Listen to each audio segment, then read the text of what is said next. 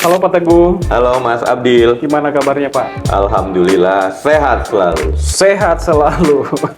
Baik Pak, hari ini kita ketemu lagi ya Pak. Siap. Ini sudah keberapa? Ini di episode untuk ke edisi ke-13 Pak. Baik, terima kasih Mas Abdil. Jadi hari ini kita akan membahas terkait dengan yang kemarin lagi viral-viral tuh Pak, yaitu BPJS Online dan BPJS Keliling. Baik, mungkin kita ke topik yang pertama dulu Pak ya. Baik, terkait dengan bedanya MCS dengan BPJS Keliling sekarang itu apa Pak? Baik, terima kasih Mas Abdillah, rekan-rekan sobat JKN, Noveners JKN ya di wilayah Tanah Papua. Jadi apa bedanya Mobile Customer Service dan BPJS Keliling? Jadi memang periode-periode sebelumnya Mas Abdillah, periode 2020, 2019 itu kita mengenal namanya Mobile Customer Service. Mobile Customer Service itu mobil yang bergerak dari satu tempat ke tempat lain yang sulit aksesnya, itu mereka mendekatkan layanan. Kemudian BPJS Kesehatan melakukan transformasi mutu layanan. Oke. Nah, seperti kita ketahui banyak hal yang kita transformasi untuk memberikan pelayanan yang maksimal, pelayanan yang prima, sehingga kepuasan peserta lebih meningkat. Sehingga di tahun 2023 kita melakukan rebranding, yaitu BPJS Keliling. Oke. Kenapa dilakukan rebranding? Selain perubahan tadi dari nomenklatur nama, juga peluasan layanan sehingga mudah, Cepat dan setara. nah selain itu juga mudah diingat oleh masyarakat. Karena masyarakat di instansi lain, misalkan di kepolisian kan ada SIM keliling, ya tentu BPJS juga BPJS Keliling, sehingga dengan kearifan lokal, bahasa lokal, sehingga itu lebih mempermudah orang mengetahui BPJS Keliling itu, sehingga BPJS yang keliling dari satu tempat ke tempat lain, sehingga masyarakat tidak perlu datang ke kantor BPJS Kesehatan. Baik Pak, mungkin bedanya BPJS Keliling sama pelayanan yang ada di BPJS Keliling dengan yang ada di kantor BPJS Kesehatan itu, jenis-jenis pelayanan di sana itu bisa apa aja Pak? Sama, jadi kita mendatangkan kantor cabang melalui mobile, melalui BPJS Keliling ke rumah-rumah masyarakat. Jadi mulai dari pendaftaran peserta, administrasi, mulai dari informasi, misalkan pengen ngecek tagihan, status kepesertaan, sampai dengan pengaduan keluhan. Jadi bisa dilakukan melalui BPJS Keliling. BPJS Keliling itu layaknya mini kantor cabang yang hadir ke distrik, yang hadir ke kampung, yang hadir ke pusat keramaian. Misalkan Mas Abdillah sambil olahraga hari Sabtu pagi-pagi atau hari Minggu di akhir pekan, ada rekan-rekan kita. Kemudian Mas Abdillah di hari Jumat ibadah, juga ada saudara-saudara kita yang ibadahnya di hari Minggu, ada juga di pusat-pusat keagamaan seperti itu. Berarti dia berada di mana-mana Pak ya? Iya. Banyak banget, berarti ini tujuannya untuk mempermudah masyarakat tanpa harus jauh-jauh ke kantor cabang lagi Pak. Betul, seperti itu. Nah, selain itu juga masyarakat, Mas Abdillah, untuk mengetahui jadwal BPJS Keliling ini, bisa mengakses di sosial media ya, sosial media yang ada baik itu di kedeputian wilayah ataupun kantor cabang. Jadi ada jadwal-jadwal kapan mereka harus keliling, dan kita juga bekerja sama dengan pemerintah daerah. Artinya jadwal-jadwal tersebut selama 1 bulan kita sudah menjadwalkan, kita share ke pemerintah daerah untuk dibantu menginformasikan ke masyarakatnya, mungkin melalui grup-grup yang dikelola oleh di tingkat distrik, grup-grup yang dikelola oleh kepala-kepala kampung.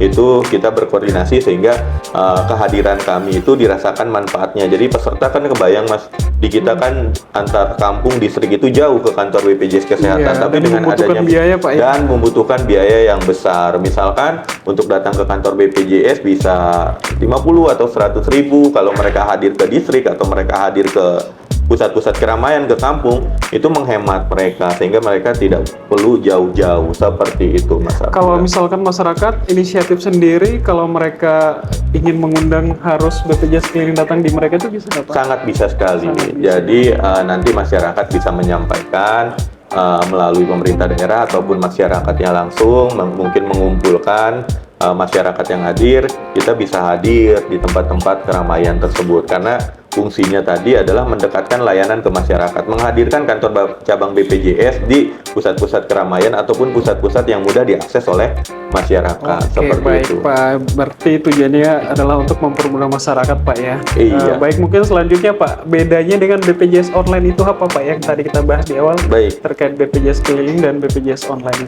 Baik, terima kasih Mas Abdillah. Memang tadi ya BPJS melakukan transformasi mutu layanan, salah satunya bagaimana mendekatkan akses pelayanan ke masyarakat khususnya dalam hal administrasi kepesertaan, informasi ataupun pengaduan. Nah, untuk BPJS online sendiri tadi, untuk BPJS keliling itu untuk mobile tersebut hadir ke dekat masyarakat yang misalkan jaringannya tidak ada, itu hadir. Masyarakat misalkan kalau di Kota Jayapura lingkupnya kota mungkin jaringannya lebih stabil. Kalau misalkan di kabupaten agak jauh dikit itu melalui BPJS keliling. Nah, kalau yang ada infrastruktur jaringannya, masyarakat terbiasa menggunakan Zoom, menggunakan media-media lainnya, online lainnya, itu kita hadir. Jadi untuk masyarakat perkotaan, ayo manfaatkan BPJS online sehingga masyarakat bisa melakukan pendaftaran, tadi administrasi, kemudian bisa melakukan permintaan, perubahan data, ataupun pengaduan, itu melalui BPJS online. Jadi, Jadi gimana Pak itu Pak?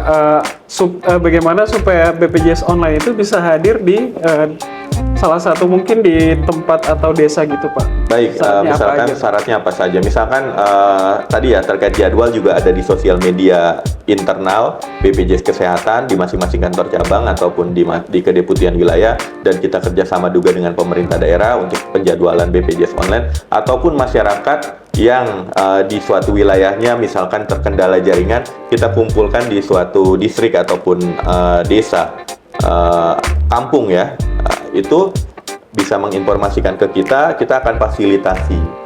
Jadi BPJS online ini juga Mas Abdillah, kita ada yang di setiap desa kita ada agen pesiar.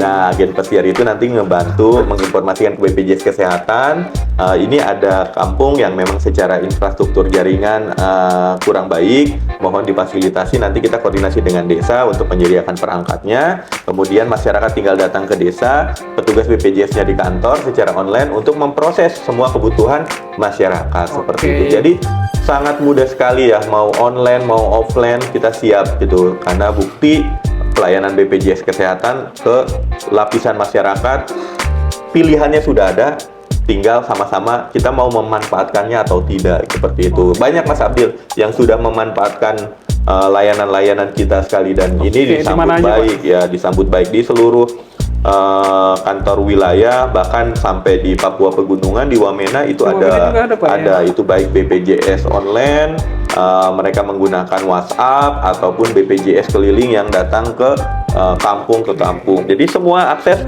di Papua Pegunungan, di Papua Selatan, di Papua Tengah, di Papua Induk, di Papua Barat dan Papua Barat Daya, seluruh tanah Papua ini sudah ada akses untuk baik itu BPJS online ataupun BPJS keliling, seperti itu. Berarti sudah tidak ada alasan ya kalau untuk mendapatkan pelayanan BPJS Kesehatan itu susah Pak ya? Iya, seperti itu. Kita memberikan akses semudah-mudahnya.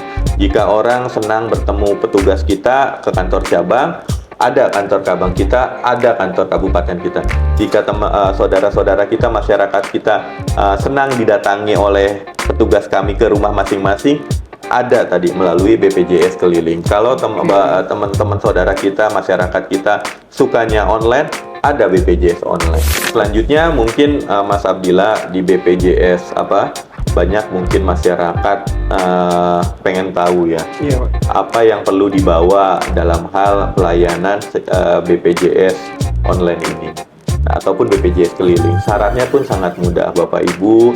Tidak perlu memfotokopi, cukup tunjukkan misalkan KTP atau kartu keluarganya, ataupun bisa Bapak Ibu yang punya nomor rekeningnya, atau sekarang kan mekanismenya sudah ada bank digital ya, misalkan seperti GoPay, Dana, ShopeePay, Oke, itu juga bisa, Pak, ya? Bisa untuk dimanfaatkan dalam hal pendaftaran ya. Kalau hanya sekedar cukup informasi, pengen ngobrol-ngobrol dengan Mas Abdillah, itu boleh. tidak perlu membawa persyaratan-persyaratan tadi, tapi mereka tinggal menyampaikan informasi apa yang ingin disampaikan. Misalkan, apakah boleh masyarakat dalam kondisi tidak emergensi datang ke rumah sakit, atau apakah boleh masyarakat yang mohon maaf misalkan terjadi kecelakaan lalu lintas, apakah dijamin BPJS atau tidak, itu bisa. Atau masyarakat pengen tahu bener nggak sih